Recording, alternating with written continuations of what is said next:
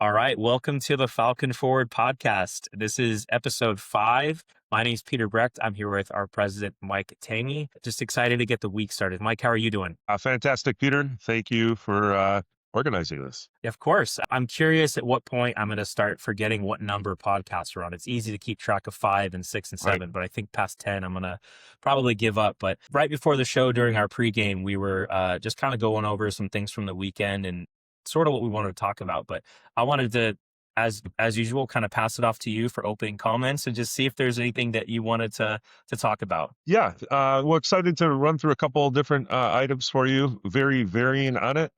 I would just like to throw out there, though, I'm originally from Minnesota. 4 of our team members live in the great state of Minnesota. Super tough to see the news coming out of Minnesota. And again, I don't want to dwell too much on it other than it's just really troubling, scary. I've one in college, one graduate in high school who's quite interested in foreign affairs, world order, politics, and then a younger one in high school too. But, you think of, are we giving ourselves, are we delivering to our kids something that is better than what was delivered to us, paying that forward with the kids? Mhm. A lot of serious stuff going on in our country that, again, I'm a very optimistic person at heart, but nonetheless very troubling to see some of the stories come out of there. So I just hope, with all this, that we get sanity from our leadership on both sides and figure out what is a path forward that, hey, we're all Americans here. Unite under one and go forward and not have this situation that we're currently in. Absolutely. No, it's I mean, definitely something that I think, everyone's looking at, and especially those that live there or have family there and are probably a little closer to it at the moment. But just, yeah, great thoughts there. So thank you. As we kind of kick things off for this episode and the topics, we kind of decided to do a little bit of a sort of a news coverage, right? There's been a lot of, as the beginning of every year, and I don't know, insurance in general just seems to be chock full of constant updates and things. But I think we wanted to potentially start with talking about with coverage. And they kind of came out of nowhere. I was going through, Twitter like 2 weeks ago, and they posted that they raised like 42 million or some massive amount of money. And obviously, anytime you put a dollar figure like that on any social media platform, you get a lot of attention. And so started going through the comments, and then I clicked on their website.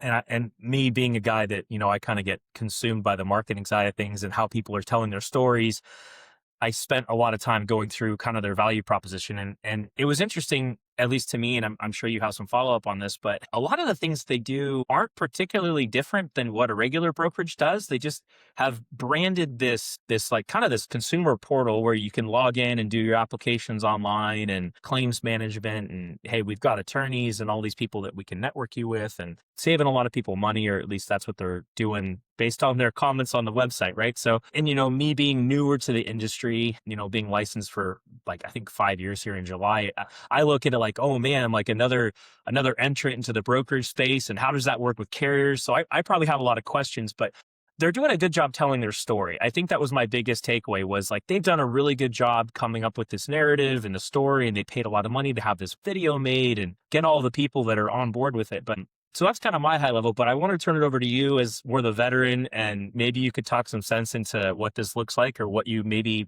see it similar to. Yeah. So interesting. You say they tell a good story. $50 million. They raised 42, but it was a Series B round. So I'm assuming they raised, some that should be able to tell you a pretty good story on it. I'll start a little bit with kind of skepticism, and then I'll say the things that I like. We are an industry that it's an industry based upon trust, and that's how you win business. Can you earn trust via an AI platform? I'm a bit of a skeptic on that, but just more so the dollars amount on it. So, we're a service industry. We're not a tech industry. We're not, and at the end of the day, even if you're a tech platform, you still have to have service customers and continue to service customers to generate revenue. It's not that, there's some magical pot of gold that if you have a cool platform you can access. It's still by selling insurance policies to customers who trust that you're recommending the right policies to them.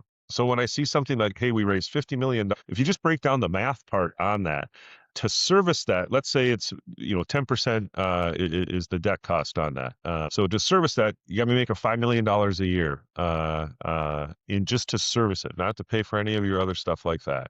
A well-run agency would be giving off 20% or so profits. So you got to be a $25 million a year agency to just service your debt, not all the other stuff, not paying for everything else, not all that kind of stuff from what a business would typically generate in profit. So in a $25 million PNC agency, if you achieve that, you're in the top 100 of all agencies. So it just, to me, it doesn't, that's a heck of a lot of money to throw at something that at the end of the day, you're going to get paid back by writing customers on a one-by-one basis. And, they advertise they have a bunch of customers that have already used them. And, I would question, it'd be interesting to, and this isn't going to be public information, but, their investors, Sequoia being one of them, I think Khosla Ventures is the other one, have a lot of access to people. So I would highly think that, okay, of the customers they say they have now, how many of those are being funded by these two VC firms that are saying, hey, here's who your new insurance agent is. You don't get a say in this, your new agent. But likely that would be where a lot of those come. And again, how do you scale that beyond their customer base that is going to generate a great enough return? So I'm very much a skeptic on the finance side of things. And then if you break down what they're doing, they've talked about, we have this AI coverage review model. So do a lot of other people. It's something we built that internally at far less than $50 million in cost to do that. Where, again, I'm not going to compare ourselves to their firm, but I'm going to compare the services that we're offering, which is we built that tool as a means to enable our staff to do what they already do quite well, which is interact with customers.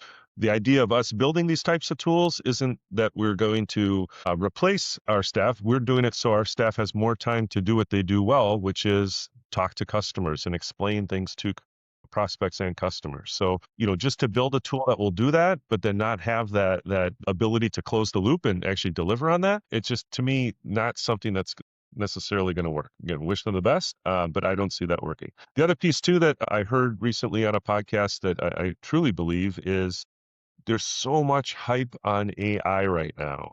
And AI, you're going to automate everything. And, we're all just going to sit there and sit mai tais while AI runs the world. In the insurance industry specifically, all these tools are designed to take out the agent. And obviously I have a bit of a bias here, but I don't see that as the effective way to do things. I see is how can we make the customer experience better, which some of the things that WithCoverage is talking about. Absolutely. But there's people doing that right now that didn't raise $50 million to do that. So call me a skeptic, but again, wish them the best. They are doing a nice job marketing. But again, if I had raised that kind of money, I would hope that my marketing would be rock solid. But I don't see, and I actually will put one piece that I really don't like about their marketing is if you looked at their testimonials, they're all about how much money they save clients. And cost will always be a very important factor for anything. Again, like, whether you're buying a car or buying a house or whatever, you want a fair value for what you're getting. And, you can buy a very inexpensive car and you're going to have a very inexpensive car. And it's going to be a different experience than if you have a very nice car. So when all your testimonials are from your clients on, they saved me X amount of dollars, saved me X amount of, to me, that doesn't mean anything. Because again, you could buy an insurance policy for $1. And you know what? It's an insurance policy. It's written on a piece of paper, just like the other insurance policy that you have. But unless you know what's in that policy and how does that effectively match up with the exposures of my company, to me, it's a meaningless testimonial. So, I'd rather see testimonials that say, these guys really helped me solve this problem with my business than, hey, these guys saved me a bunch of money. Because anybody can save a bunch of money, but that doesn't mean they solved any of the problems. In fact, more often than not means that it created a whole bunch of new problems. That's my view with coverage. I think, I kind of have a follow up to that with carriers. I mean, the the whole idea of, there's one that sticks out is like, they save me $300,000 in coverage. And it's like, okay, well, we don't know the starting point. Like, how much were they paying? Right.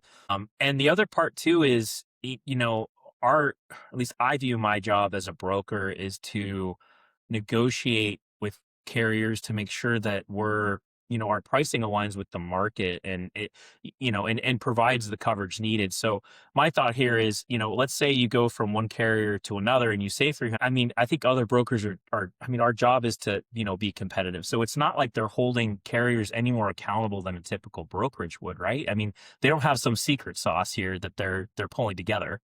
Because there isn't one. Right. Well, there isn't a secret sauce other than how can you, and again, there's lots of opportunity for companies to come in and provide good technology that helps agents do their job in a more efficient manner. 100%. That's in every industry though. But the thought that, oh my gosh, insurance is this secret industry that now we're going to bring transparency, we're going to completely turn it over to the client to do. And I'm not saying that as some, entrenched person that, I don't believe in change or 100% not. But at the end of the day, if you're the risk manager for a particular business, you're going to want to make sure that you have someone who can clearly explain what it is that you have, what it is that you need, make recommendations, and it's too unique of a product that's not a one size fits all in any way. And that's all before, a claim happens. So, at the end of the day, you have a claim or you have a billing issue or you have just any of those types of things that come up. I don't see they're raising $50 million and then having a cool website. And then how do you get enough profit to pay for all that in addition to your normal costs of paying your team and paying your producers and technology and all the costs that come with running the company? It just, wow, that's just, again, the people investing in it are very, very smart people, but that doesn't necessarily mean it's very smart investments. Absolutely. Yeah. And I think, getting the carriers involved, and then you got to think about, they've only been doing it for so long, and I don't know. And there's also a pattern too. I've seen the criticism on it has been, they're dealing with most of the businesses that they're working with sell one or two products. They're e-com store, e-com businesses. Maybe they're a tech company, kind of going back to what you're saying with maybe these are already Sequoia backed companies that came out of a Combinator or something like that. Don't know. But at the same time, as we've been developing our AI platform for Falcon West, our goal, talking to Bart, who's been sort of spearheading that with us, has been, we want this to be a tool for our people so that we can be more of a high touch agency, right? I always think of, Bill Eversey's thing is they have one person to call for everything, whether they've got a claim or a problem. He's like, I'm the guy they're going to call me. And that provides him with the ability to be a high touch broker, that he understands the client's business probably better than most brokerages would, or that's his goal, right? So I don't know. It just doesn't feel like a very high touch model. So we've probably belabored with coverage there quite a bit. I was just so fascinated, and man, it made headlines so quickly. Yeah. Wish them the best. Yeah, absolutely. Absolutely. The other topic, so this came up just, it was this morning, as I was getting ready for this, but, I spoke with a Marsh broker. It was May of last year, and the reason that I was talking to him was he leads their cryptocurrency insurance divisions. Marsh insures companies see what's the big one with gosh, they're all over the news lately. It's going to come back to me, but they insure a bunch of Bitcoin companies that do all this Bitcoin mining and all this stuff. And the reason I got in touch with him was oil and gas has this very interesting connection with cryptocurrency mining and the grid and all this stuff. So we're just kind of talking, and he was on a podcast. I wanted to pick his brain, but he was going through for probably 30 minutes. He was sharing like how big Marsh is, and like they've got all these silos, right? So they've got like 4 or 5 companies that they're connected with. They have a consulting company. They've got benefits. They've got all these things. So today came out that Marsh is moving. So 4 of their brands are going to move into just Marsh by 2027. So they're taking Marsh, JLT, Guy Carpenter, and Mercer into one company and combining, sort of simplifying things. And the goal there is that they have all these data silos. They're trying to combine it so that, every company that they work with has, I guess, more of a 360 view, so to speak, of their risk and everything. But again, just consolidating data. So I wanted to get your thoughts on that, because it seems like, I don't know, Marsh is a massive company, right? I think they're one of the largest outside of Aon in terms of size.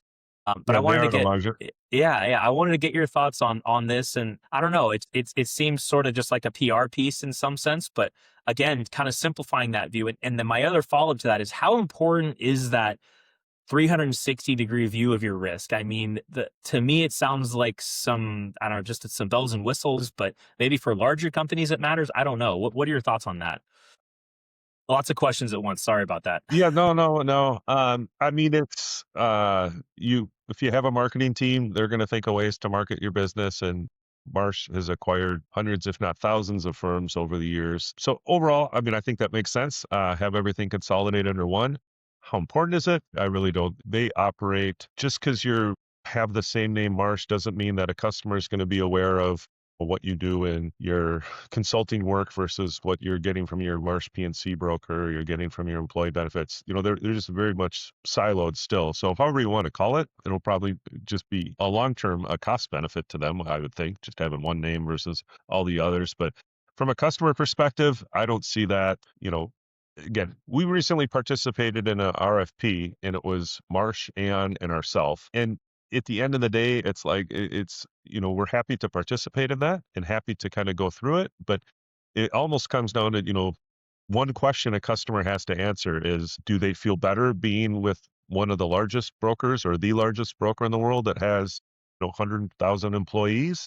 Or do they want to work with an organization that has 30 some employees and knows everything about their business and who they are. And we think that for the right person, that's a very compelling value proposition that we make on it. But certain buyers will that doesn't resonate with them. They want to be with the biggest. So product is the same. Insurance carriers are the same. Rates are going to be the same. All those things are going to be the same.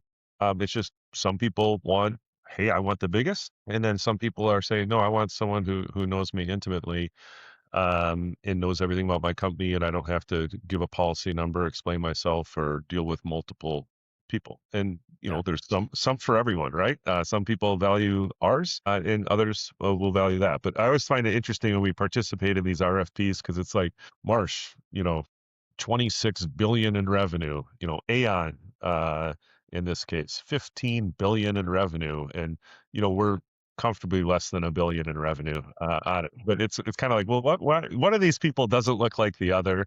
And again, not that I don't think we can compete or deserve 100% we deserve, but it always just cracks me up when it's like, well, it's Marsh, Aon, and Falcon West. It does feel great when you win those, but to me, it's almost a foregone conclusion of what does the customer value?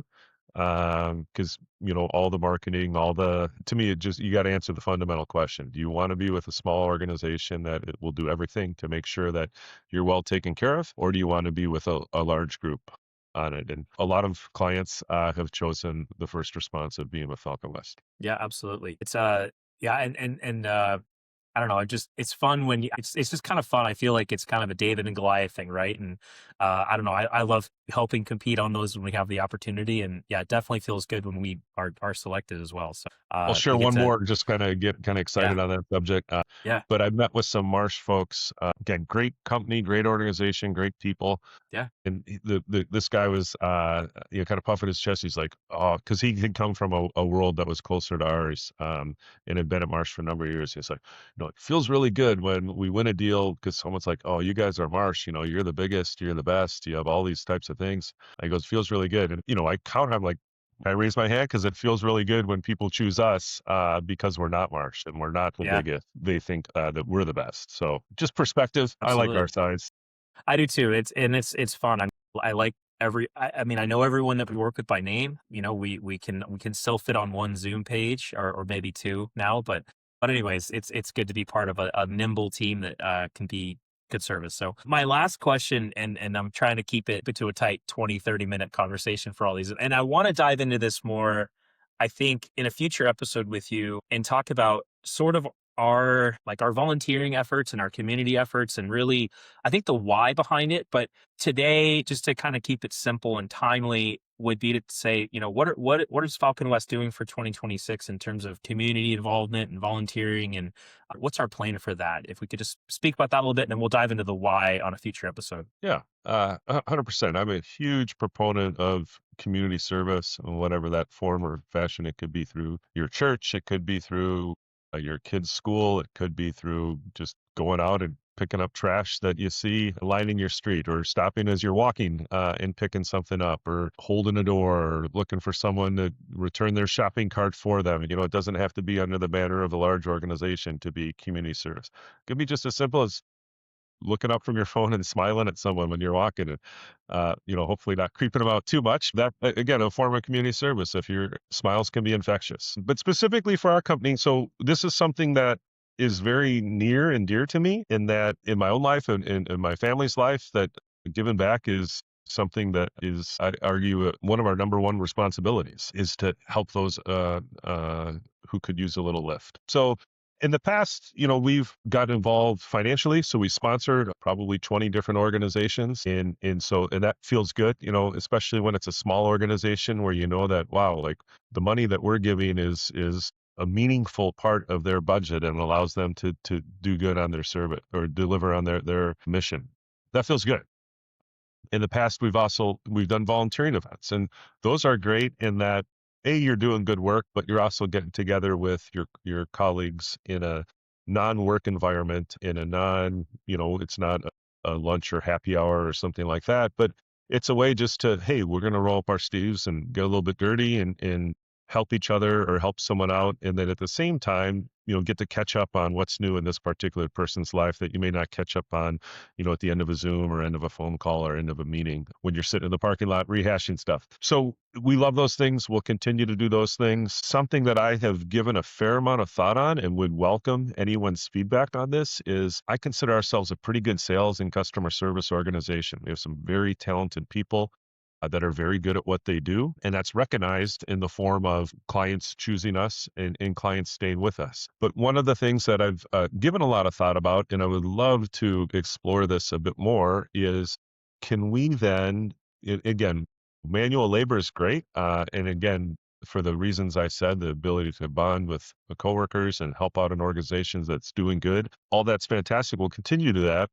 But what if we could take our skills and our talents, and I'm not a skilled carpenter by any means. In fact, like a Habitat for Humanity type thing is probably not quite up to code if they had me building the whole house. But I am pretty good at sales. I am pretty good at customer service. Can I take those talents? And when I say I mean our team is. Can we take those talents and skills and use that to help someone who maybe has never been shown that, or hasn't had that type of mentorship, or hasn't had that type of training, and it's just not a possibility for them. So can we help those folks in sharing a little bit of our skills, our talents, where they can then take those skills that they learned from us and apply them in their own lives, or get a better job, or something along those lines. So we'd love to hear feedback from others if that's something that they think is a good idea. Obviously, it would take a bit more groundwork on it. It's not, signing up and showing up at an organization, but it's more so is how can we use our talents and skills to help those around us, and again, kind of lift up the whole. Yeah, that's a great question. I've always been a fan of like independent coffee shops, and there's, I could list them by name in different states and everything. I'm obsessed with the guys that run these and the families behind them, and it's really cool. But one in particular, they're up in, they've got multiple locations up in Orange County, but every year, their focus is, they give away blankets, right? And small company, but their whole thing is like, if you need a blanket in the winter, like we've got them stocked. And so I've always kind of seen how they do that. And I'm like, there's got like even just these micro ways of giving back, but we've got a great platform that we've kind of developed with the Academy. I'm sure we could kind of expand on that, but would absolutely love to hear your guys' thoughts as you're listening to this.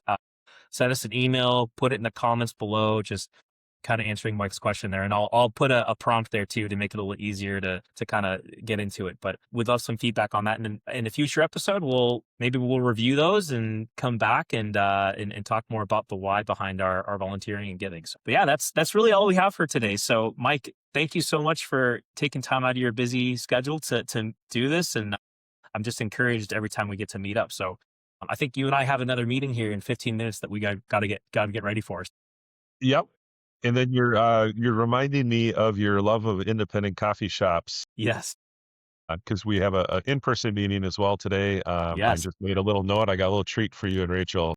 Right on. Oh, I'm excited. Thank you. Yeah. Well, I'll see you later today. And for everyone listening to this, thank you guys for being here, and we'll see you again next week. Thanks a lot, Peter. Have a good one.